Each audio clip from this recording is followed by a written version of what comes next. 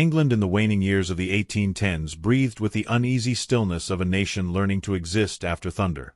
The guns that had shaken the peninsula had finally fallen silent, but their echoes lingered in the minds of those who returned from the continent bearing wounds no surgeon could properly name. Among them rode Alexander Hawthorne, the 8th Duke of Ravensbrück, whose reputation once gleamed with the promise of a future unmarred by doubt. Now he passed through the misted countryside with a measured stride and a cane that clicked sharply against frozen earth, each sound reminding him of the battle that had nearly ended him. His injured leg burned with every shift of weight, yet the physical pain paled beside the burden of the whispers that preceded him. A commander who lost too many men, a strategist whose brilliance dimmed when it mattered most, a nobleman whose honor was suddenly suspect. Alexander had never been a man inclined to sentimental reflection, but the war had taught him that silence possesses its own merciless voice. It filled the carriage on long journeys and seeped into the corners of empty rooms, carrying memories of soldiers who followed him with unfaltering trust. Their faces visited him at night when he forced himself to rest, each one a reminder that survival was not always the gentler fate. Yet even as regret pressed against him, he clung to the principles that had shaped him since boyhood: duty first, honor always, and the belief that promises forged in desperation bound a man more tightly than any oath spoken in comfort. That creed stirred the moment he received Lord Blackwell's final letter, written in a trembling hand only days before death claimed the man whose rivalry with Alexander had once poisoned entire seasons of London society. Lord Blackwell had been many things: ambitious, calculating, and fiercely protective of the influence he sought to accumulate.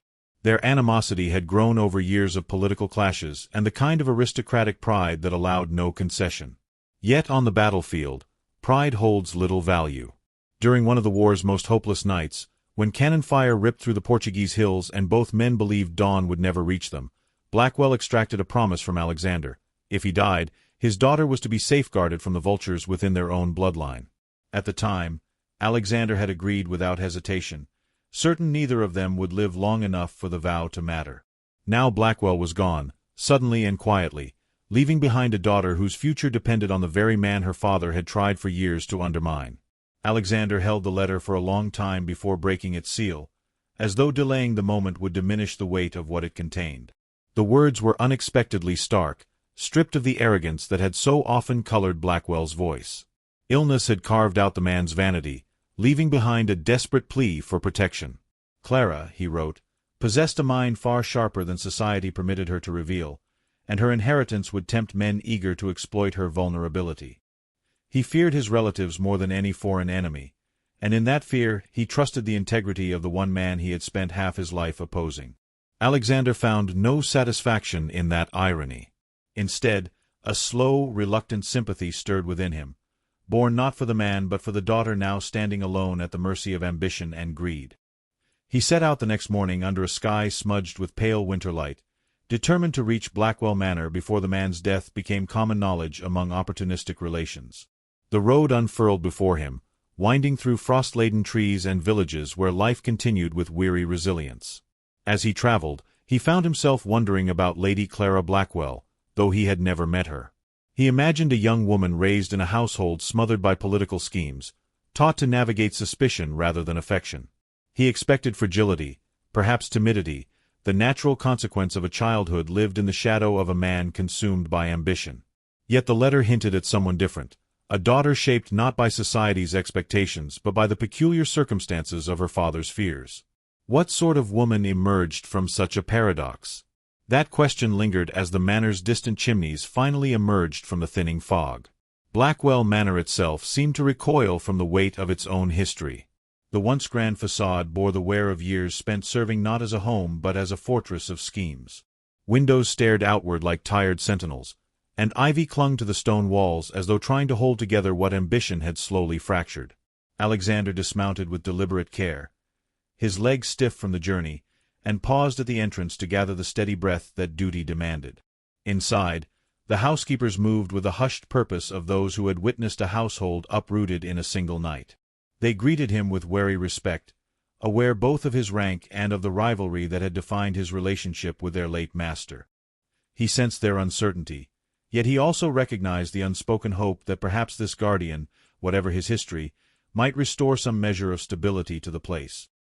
He followed the steward toward the drawing-room, each step echoing through corridors lined with portraits that seemed to watch him with muted accusation.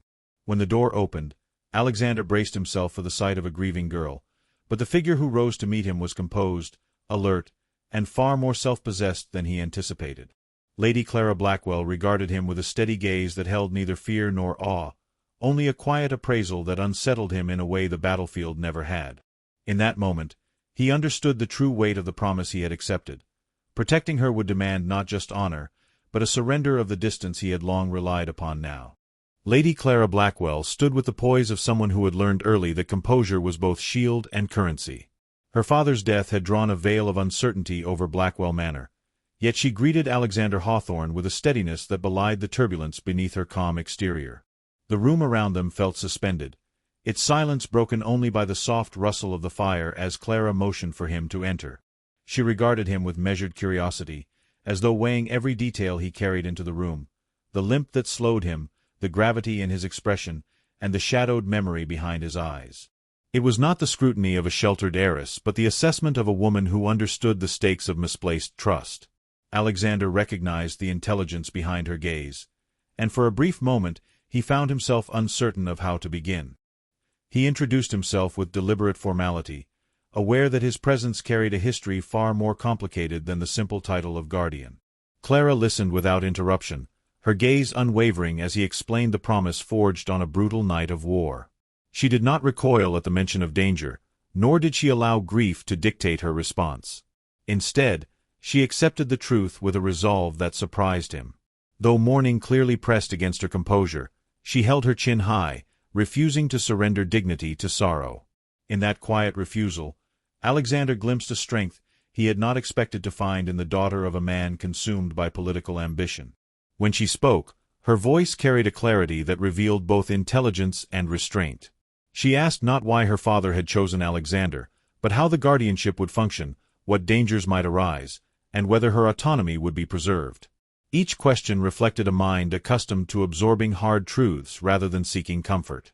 Alexander answered with equal candor, outlining the legal and social implications of his role. He avoided embellishment, understanding that she valued facts over assurances. Her stare remained calm throughout, yet he sensed her evaluating whether he intended to treat her as a responsibility, an obligation, or something approaching an equal in their shared predicament. Their conversation revealed the unusual nature of Clara's upbringing. She discussed the estate with a familiarity that exceeded even Alexander's expectations, referencing tenant agreements, crop yields, and outstanding debts with practiced precision. Her father, paranoid of treachery within his own ranks, had instructed her with relentless rigor. She had learned not merely to read ledgers but to predict the maneuvers of men who circled wealth like carrion birds. Alexander realized that her knowledge did not merely protect her, it isolated her. Few would accept such competence from a woman, especially one about to enter society at its most scrutinizing moment. Yet knowledge alone could not shield her from the danger now encroaching. Clara disclosed that her uncle had already written to inquire about the transition of power, a pointed reminder that her future invited opportunists eager to claim control. She did not dramatize the threat, but the tension in her voice betrayed her awareness of how quickly influence could be seized from a woman alone. Alexander felt a surge of protective resolve as she spoke, understanding that his intervention would soon become essential. He informed her that accompanying him to London was unavoidable. Remaining at Blackwell Manor would expose her to manipulation and allow her uncle to act before she could establish her legal standing. A season in the capital, while tiresome, would grant her visibility and legitimacy. Clara absorbed his reasoning with thoughtful silence. The prospect of entering society under the scrutiny of those who watched her family's downfall did not intimidate her, though he sensed she dreaded the superficiality of a world that valued charm far above intellect. Still, she nodded, accepting the necessity with commendable grace. Alexander recognized the courage behind that simple motion. Clara was stepping into a world constructed to confine her, dependent upon the guidance of a man she had only just met. Her trust was offered not out of naivety but out of a clear, logical understanding that survival required alliance. The realization deepened Alexander's respect for her. He vowed silently that she would not regret granting him even a fraction of her confidence. As the light faded, Clara's features softened with fatigue she had concealed throughout their discussion. She thanked him with sincerity that struck him more deeply than he expected. Her gratitude did not stem from dependence but from recognition of shared purpose. Alexander felt the weight of responsibility settle upon him with renewed force. Protecting her would demand a level of vigilance he had not exercised since the war, yet he found himself unexpectedly willing. He turned to leave, but Clara's quiet questions stopped him.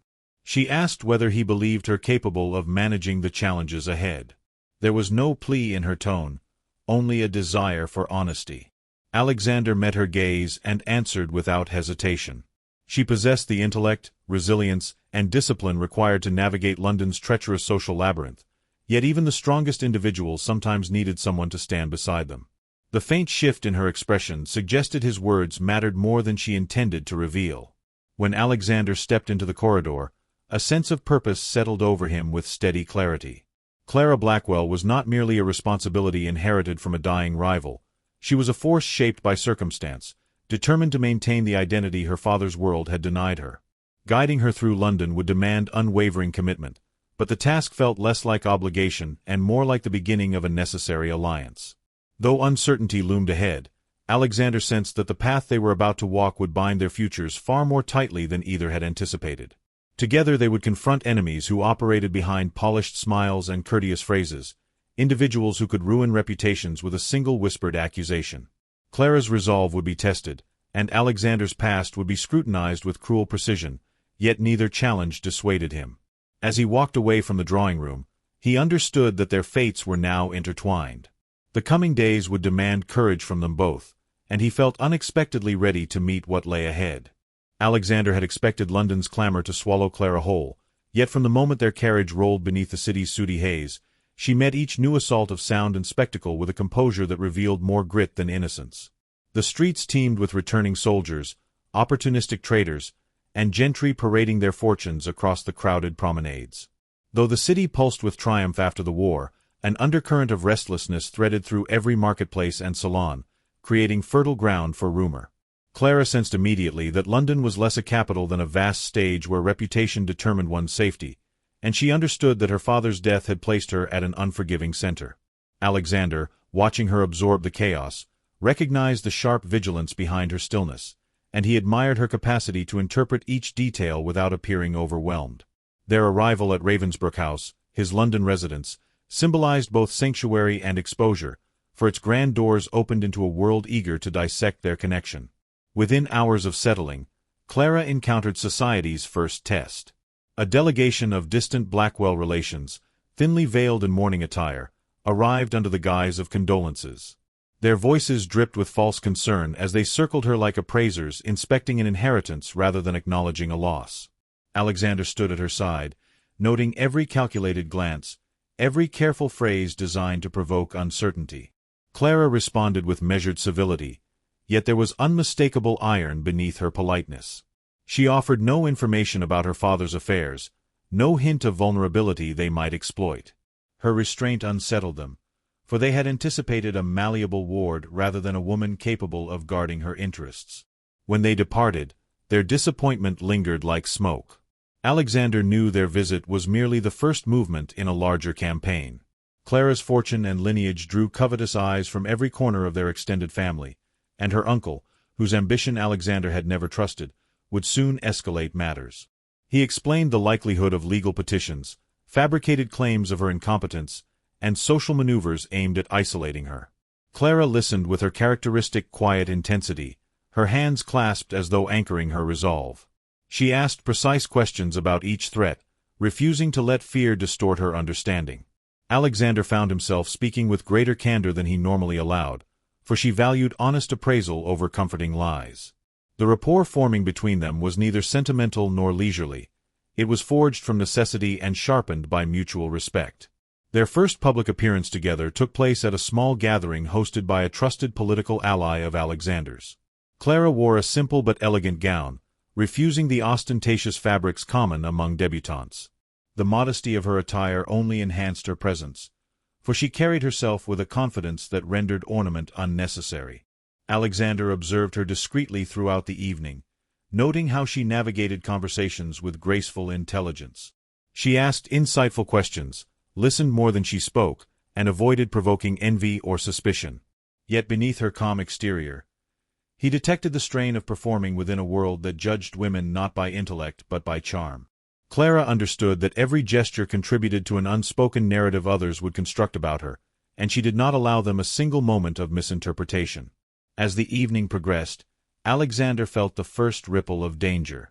A cluster of gentlemen hovered near Clara, each feigning polite interest while studying her with acquisitive eyes. Their admiration was not malicious, yet their intentions carried implications Clara could not afford. Alexander approached, positioning himself with purposeful subtlety at her side. The men hesitated, masking their disappointment under forced courtesy. Clara understood the gesture, and a flicker of gratitude softened her expression. This unspoken acknowledgment tightened the thread of connection between them, revealing how naturally they adapted to one another's cues. The true threat emerged days later, delivered not through social maneuvering but through a calculated strike on Alexander's already fragile reputation. Anonymous pamphlets circulated through certain circles, criticizing decisions he had made during the war. The accusations accused him of reckless strategies, unnecessary casualties, and moral failings unbecoming of a duke. Though the allegations lacked evidence, they found eager audience among those who resented his influence. Clara discovered one of the pamphlets left intentionally in the parlor, and something in her expression hardened. She sought Alexander immediately, insisting on clarity. He did not attempt to hide the truth. The war had forced impossible decisions upon every commander, and while he did not regret choosing the path that saved the greatest number of lives, he bore the weight of those lost with solemn acceptance. Clara listened without judgment, her understanding deepening. She did not offer sympathy, for she recognized that sorrow spoken aloud often diminished rather than honored the past. Instead, she gave him the dignity of silence, allowing him to speak as he wished and withholding commentary until he finished. Only then did she say that no one who acted under fire would emerge unscathed, and that she trusted his judgment beyond the distortions of gossip. Her words settled into him with unexpected impact, stirring a sense of recognition he had not felt in years. Clara was not merely an obligation. She was becoming the first person to see him without interpreting him through prejudice or past rumors. Their growing connection unsettled them both. They found themselves attuned to each other's thoughts, exchanging brief glances that conveyed complex understanding. Yet their closeness did not escape the notice of those who benefited from scandal. A whisper began circulating through London. The Duke's eagerness to protect Clara hinted at motives more personal than honorable. The rumor spread with insidious speed, warping into speculation that Alexander planned to secure her fortune through marriage. Clara learned of the rumor only after it reached one of the patronesses of Almack's, and the humiliation struck her with piercing clarity. She confronted Alexander, not in anger but in wounded resolve, demanding to know whether he believed their alliance required distance. Alexander attempted to dismiss the rumor's significance, yet Clara saw the tension at the corners of his expression. He feared that even proximity to him endangered her, that his past created shadows she should not be forced to inhabit. Their argument ended in restrained frustration, each trying to spare the other while inadvertently creating distance. The fragile harmony they had formed threatened to fracture. Late that night, Clara stood by the window of her room, watching the lamps along the street flicker like hesitant stars. The weight of the rumor pressed against her, not because it maligned her honor, but because it suggested a vulnerability she had fought to overcome. Her feelings for Alexander, still unspoken and barely understood, made her more susceptible to the world's cruelty than she wished to admit. Yet even through the confusion, she sensed that retreating from him would not protect her. It would only surrender ground to those determined to undermine her future. She turned from the window with renewed determination. Whatever challenges awaited them, she refused to let others dictate the course of her life. And though their path now felt treacherously narrow, she knew instinctively that the next confrontation would define not only her future, but Alexander's as well. Clara entered the inquiry chamber with a measured breath, aware that every eye positioned behind the polished railing sought not justice but spectacle. The vast room, trimmed with marble and gold leaf, radiated the solemnity of institutions designed more to intimidate than to protect. She walked toward the appointed table with poise that concealed the tremor coiled beneath her composure. The assembled lords and advisers studied her with a skepticism often reserved for those whose power threatened to slip from familiar hands. Her uncle sat among them with an expression of sympathetic concern so expertly constructed that only Clara, who had lived under the shadow of his ambitions, recognized the hunger gleaming beneath it. She refused to acknowledge his presence, anchoring instead to the belief that knowledge and clarity, rather than charm or deference, would defend her more effectively than any performance. The proceedings commenced with a recitation of her father's estate documents, followed by an artful rearrangement of facts intended to imply mismanagement. Clara listened without flinching as her uncle's representative described her as untested, impressionable, and dangerously uninformed. Though the words struck like small, calculated blows, she refused to look away. When her turn arrived, she stood with deliberate calm and addressed the panel in a voice that resonated clearly across the chamber. She corrected every distortion, citing precise figures and legal precedents with the fluency her father had demanded she master. The panel's expressions shifted almost imperceptibly, surprise softening their skepticism as they recognized her competence. Her uncle, however, leaned forward with thinly veiled impatience, waiting for an opportunity to strike. He found it when a council member produced a series of letters, documents forged with chilling accuracy, claiming that Alexander intended to claim Clara's property by marrying her. The implications settled over the chamber like a suffocating fog. Clara's fingers tightened at her sides, yet her expression remained steady. She denied the accusation, but the forged signatures, the manufactured intimacy, and the timing of the rumors made her defense appear reactive rather than definitive. The panel murmured among themselves, their earlier admiration evaporating beneath the weight of scandal. Clara sensed the shift, felt the familiar tightening of a trap designed long before she entered the room. She stood alone, defending not only her inheritance but her integrity, and for the first time since her father's death, a flicker of doubt threatened her resolve. Alexander was nowhere in sight. She had known he would distance himself for her protection, yet his absence now cut deeper than she could admit. As the accusations intensified, she felt the fragile boundary between restraint and despair waver. Still, she refused to bend. She delivered her rebuttal with unwavering dignity, dissecting the inconsistencies in the letters and revealing elements of estate law her uncle had hoped she would overlook. Yet logic alone could not counter the social weight of implication. Her uncle rose, bowing with feigned sorrow as he declared her too vulnerable to navigate such treachery without guidance. His performance drew murmurs of approval, and Clara realized with chilling clarity that she was moments from losing control of her future. The chamber doors swung open with a force that silenced every whisper. Alexander Hawthorne appeared in the doorway, framed by the cold light of the corridor behind him. His limp was more pronounced from the haste of his journey, yet he carried himself with unyielding authority. Murmurs rippled through the assembly. Shock, irritation, reluctant curiosity. The Duke's presence altered the room's balance as decisively as a change in wind before a storm. Clara felt a breath catch in her throat, not from relief but from the raw force of emotion that surged unexpectedly within her. He had come despite his fears, despite the danger to his name. That single act reshaped the landscape of her heart. Alexander approached the panel with measured steps, producing sealed documents bearing the signatures of officers who had served under him. Each statement refuted the allegations circulated against him, exposing the origins of the rumors and linking their spread directly to the financial interests of Clara's uncle. He presented wartime records, authenticated dispatches, and testimonies collected from those who had fought at his side. Every piece of evidence chipped away at the false narrative until the forged letters appeared not damning but desperate. Clara watched the transformation unfold with a mixture of admiration and disbelief. Alexander spoke with restrained passion, his voice steady yet threaded with the conviction of a man reclaiming his name not for pride but for the woman standing before him. When he turned toward Clara, his eyes held the unspoken apology she had never demanded, the confession he had tried to hide behind duty.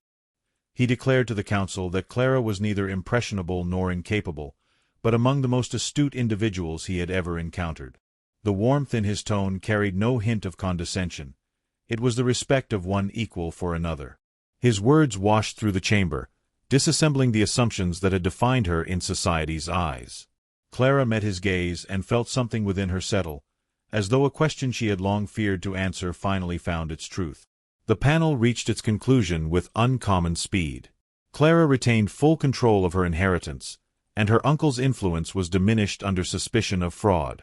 The decision passed with ceremonial finality, yet the relief Clara felt was tempered by the gravity of the moment that followed.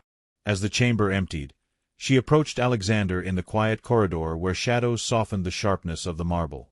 The air between them felt charged, carrying the weight of their shared trials and the fragile uncertainty that lingered from their earlier quarrel.